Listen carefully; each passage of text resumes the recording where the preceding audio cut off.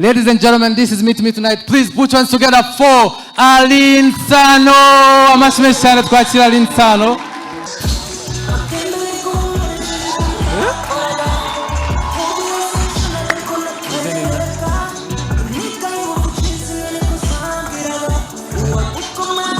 Aline. Ya. None sura mutipe man ngenda kwakira ashyiramo fake G ushatse kuvuga iki? Iyo ushyiramo ngo biryoha bisangiye wari kubiki? Waki DJ we. Ngiye kubera kuba mu bakire ntabwo nzi gutukana. Ndi umwana wakuze nyine ntukana ngo wakimodoka we.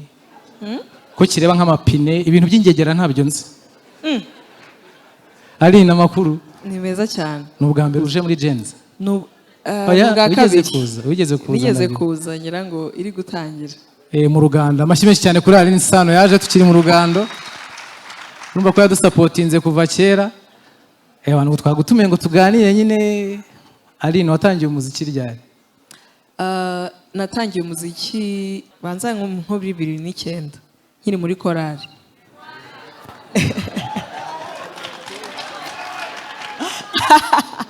Ya ariko by'umwuga njya kuvuga ngo ngiye kuba Aline Sano naho tangiye muri 2018. Yego. Yego. Ugiye utangira umuziki ni cyo kintu cyakugoye mu rugendo rwa music yawe?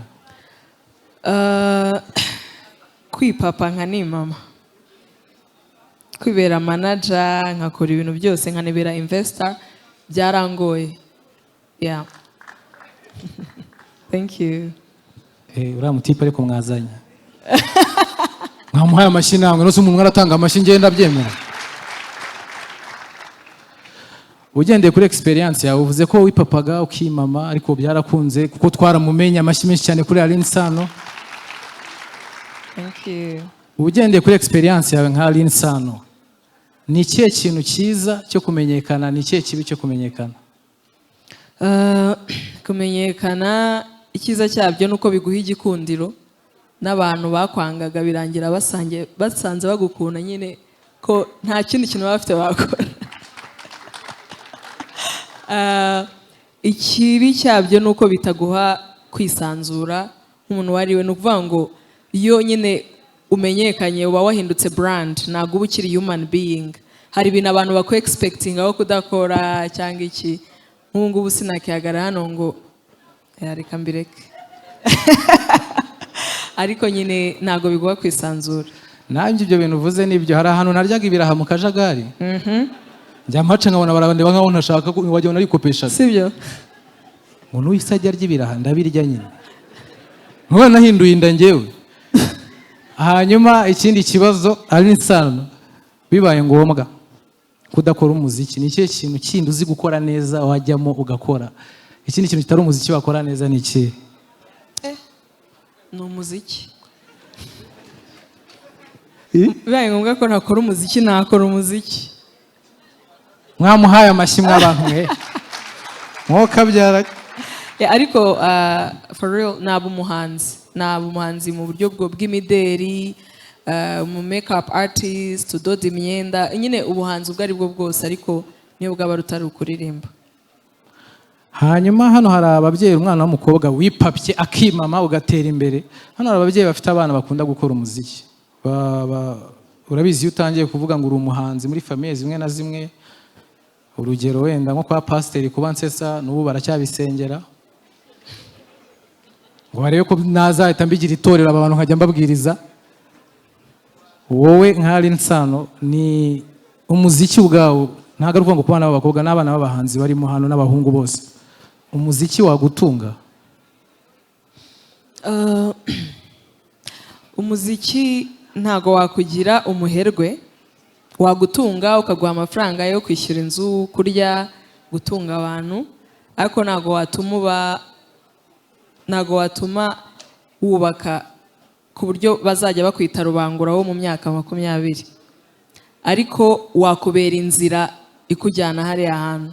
Izina biguha, igikundiro biguha, experience biguha, bigufasha iyo ubaye wise enough bigufasha kwiyubaka, bikagufasha gukora ikintu cyatuma noneho uba wamukire w'umuherwe wa danje.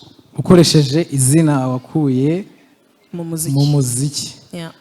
Hari ni hano hanze hari ibintu bivugwa ntabwo mbizi ariko njya mbyumva muri rusange urebye nyine ubonye mu by'ukuri nk'umwana w'umukobwa ku giti cyawe nyine abakobwa bahura n'imbogamizi zitandukanye gupromotinga ibihangano byabo hazamo na ruswa zitandukanye. Ni ikihe kintu nyine wowe nirihe banga wakoresheje n'izihe mbogamizi wahuye nazo nyine ni ikihe kintu cyakugoye muri make? Kuri ibyo nari mvuze nteruye. Hari umuntu waruvuze ngo urugero njyewe rero nyine uza ahantu uzi iki kikuzanye uba uzi icyo ushaka mu by'ukuri kuko iyo uje upacapaca uvuga ngo ndashaka kuba umusitari hari umuntu uza akakofra kuba umusitari nyine bikarangirira aho ngaho. So uza uzi ahantu ugiye uzi n'aho uvuye. Njyewe niryo banga nakoresheje ni nacyo nagira abantu bose inama si umuziki gusa ikintu cyose ugiyemo nyine umenya wagwana ukamenya ngo iki ngomba kugikora kugira ngo ngere aha ngaha tu. Umva shabaswa we mwumvishemo wagwane gusa wagwa hey. Hanyuma rero Aline Sano utangira umuziki ababyeyi barabyumvaga? Umumere ntari birye kabisa. Umusaza we ntabwo tuziranye. Mu muhamashyi mama Aline Sano. Iyo buri ababyeyi bagushyigikira bari sawa cyane. Njyewe banze kunshyigikira kera nkina football. Tambona hano baragufashije. Baragufashije. Urarebye usanga nari gukina nabi. Wenda naryaga benshi. Aline mu ndirimbo zawe ni ihe ndirimbo yakugoye? Yangoye. Mu kuyikora. Hari igihangano nyine kikuvuna ukavuga ati iyi ngiyi yo kabisa sinzi. Iyo ngiye gusohora.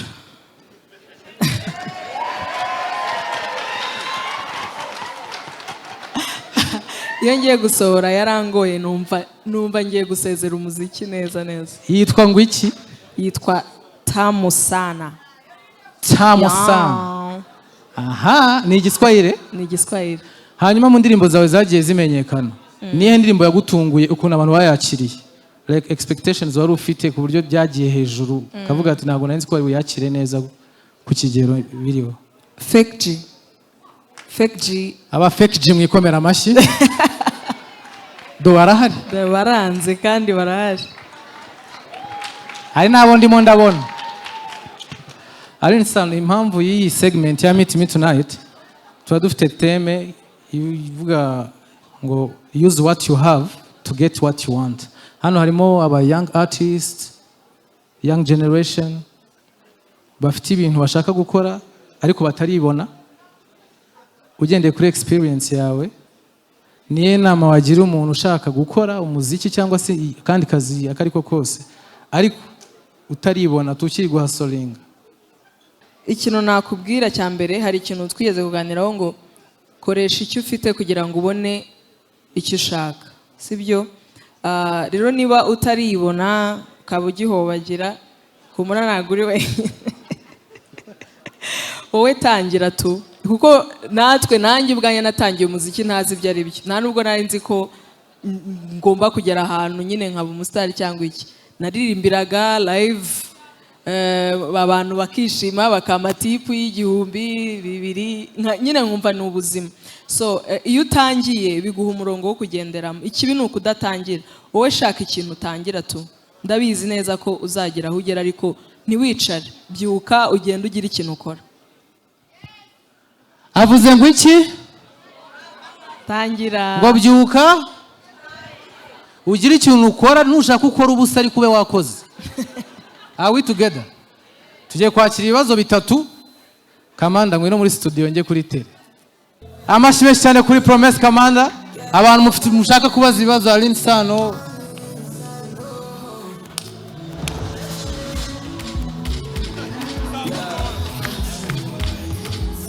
Manuka segira bo.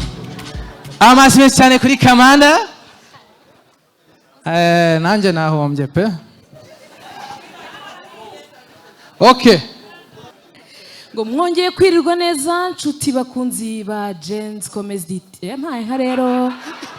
Karabaye umwuka agira Imana mwe. Mbigenje nte mwongeye kwirwa neza nshuti bakunzi ba Gens Comedy TV, muri kumwe nanjye Isimbi Kamanda Promesse. Muri uyu mwanya tukariba turi kumwe na Aline Sano. Aline Sano, kuba ndi kurasa imbogo cyane urabyumva ute? Ndumva utarepese. Ntabwo narepese. Ahandi se? Ahandi turashima Imana. Ese ahandi haba ari ahahe? Ko bakubajije ibintu byose, ahandi ubumenye ni mu ni mu makuru y'imikino, ni mu iteganyagihe, ahandi uhamenye ute? Ahaje hafi. Bo, merci. Ibibazo, hari ibibazo. Abantu bafite ibibazo. Ndabona ari abanyabibazo gusa babuze ubahagararira. Okay. Emmy, ladies first. Ndakugarukaho, reka tubane ikimenyane. Yeah, thank you. Nk'umuntu wipapye ukanimama. Witwa nde uherereye? Niko ye. Nitwa Cynthia, mperereye ku murongo wa 2.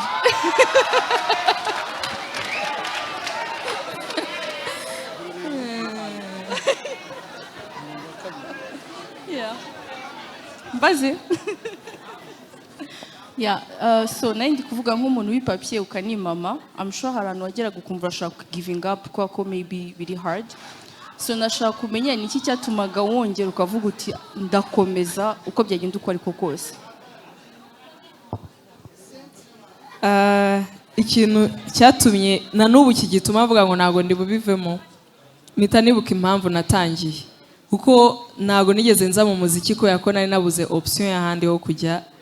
Nari ndangije amashuri, nari mfite ama offers menshi yo mu ma companies, nagiye nkoramo ama stage, so ariko ndabyanga, ndavuga ngo ngiye gukurikira inzozi zanjye.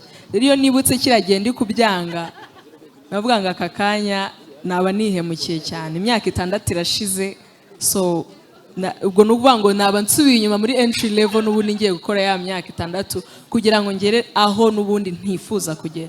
So nkahita mvuga nti let me continue. Merci, uza kwambuka urebe no aho ndabona ikibazo, hari n'ikindi nyuma yacyo. Hano hari undi muntu ufite ikibazo bihekeranye. Katubaze best friend wa Titi Brown. Besto mubaze nimba afite best. Aline Sano, ufite besto? Yego nanone. Yego mfite best. Mashimwe cyane kuri best. Ariko nyine ke mbona amashyi akomejwe nk'aya best wa ntuzi. Njye mfite best. Mfite best utari nk'uwa muri make ntago ari umubyinnyi. Ntago ari umubyinnyi. Best wanjye ntago ari umustar. Hano hari ikindi kibazo gisanzwe ari ikibazo. Emmy mubaze ariko nturengere. Aline Sano, ikibazo mfite ni ku ndirimbo yitwa Fake G. Mbere y'uko uyisohora hari udufoto wagiye ushyira ku mbuga nkoranyambaga zawe, ariko nshaka kukubaza, iriya ndirimbo uyisohora uyishyira hanze kuri YouTube, wayisohoreye kuri YouTube yawe, wari uri muri depression y'umusore wakwanze? Impamvu abajije Fake G ubwo nyine nta kundi wamusubiriza ubundi n'abandi bakumviraho. Ari kwigira nkaho yibagiwe ibyabaye. Ubwo butumwa ni ubwa ministeri ifite, nta kindi gikestiyo. Murakoze. Aline Sano, karame, nashaka kubanza kugushimira njyewe urimba neza. Urakoze. Ikibazo nari mfite, hari aka video kigeze kujya hanze uri gukata keke ariko ishushanyije mu buryo nkaho cyaba ari kimwe mu bice by'umubiri w'umugabo. Iriya video yawe yagiye hanze, nta kintu yagabanyijeho muri fanatisme ku buryo ku ruhande rw'abagabo cyangwa igire inzira zimwe na zimwe gufungira? Murakoze. Subize.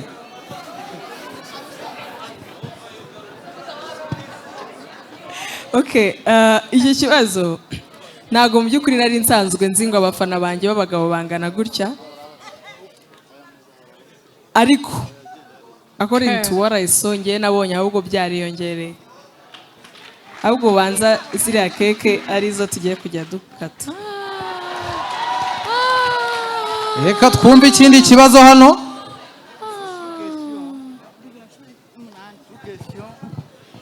ngera ikibazo cyanjye kigendanye na keke. patisserie ngenyene kubimenya keke yakoreweho hehe, ninde wayikoze, kubera iki wayikoze iriya keke? wowe urashaka kuyikoresha? My lord, I wonder. aba bantu bafite ibibazo bya keke turaza kubahereza. ariko ikintu navuga muri rusange kuri cake, nureba music videos zanjye zose uzasangamo ikintu cy'umwihariko utarabona ahandi hantu. Ntabwo ari kuri Fake G gusa, ni kuri music videos zanjye zose. So ngewe ndi umuhanzi, I'm an artist, nkoresha art mu kubwiriza ubutumwa, mu gutambutsa ubutumwa bwanjye. So rero uyu munsi wabonye keke, ejo uzabona umugara, ejo uzabona washing machine, ejo bundi uzabona intebe yo muri radio, like you will see different things, kandi nyine nuko nguko tu. ibibazo byarangiye, artist.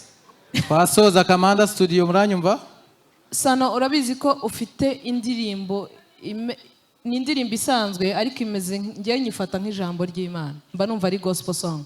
Indirimbo yawe yitwa None, ni nayo tugiye gusorezaho, kwa kundi twatojwe neza cyane dushyiramo, oya iyo barayishyiramo tubyine, ariko ka none hari ukuntu kajyana n'amatoroshi cyane, ntubibona? Wapi nawe? ariko hano hari igihakanye kihicaye, nta bintu aremera kuva yaza hano. Niba hari ukunda bimubwire none, niba hari uwakubabaje mubabarire none, kuko ejo hahora ejo, kuko ejo hatajyagera, kuko ejo burya hatabaho, kuko ejo hatajyagera, kuko ejo burya hatabaho, none niwo munsi ufite. Thank you so much. Amashyi menshi cyane kuri Aline Sano, ladies and gentlemen.